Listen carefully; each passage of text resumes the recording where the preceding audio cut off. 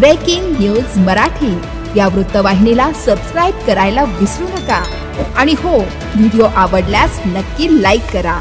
मुख्य संपादक वसंत पानसरे।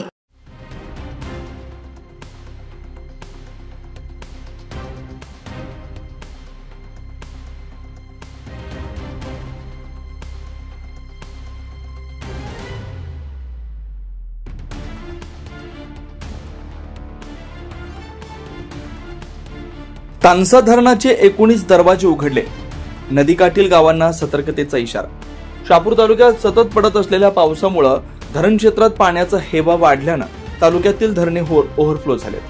मुंबईला पाणीपुरवठा करणाऱ्या तानसा धरणाचे स्वयंचलित 19 दरवाजे उघडले गेले असून धरणातून 20,995 क्युसेक्सने पाण्याचा विसर्ग तानसा नदीपात्रात केला जातोय। धरणाला एकूण स्वयंचलित 38 दरवाजे असून त्यापैकी 19 दरवाजे उघडले गेले। शहापूरमध्ये रात्रीपासून संततधार पाऊस चालू आहे। पावसाचा जोर असाच राहिला तर अजून दरवाजे उघडले जातील असा अंदाज व्यक्त केला जातोय। Breaking news Marathi, Shahapur.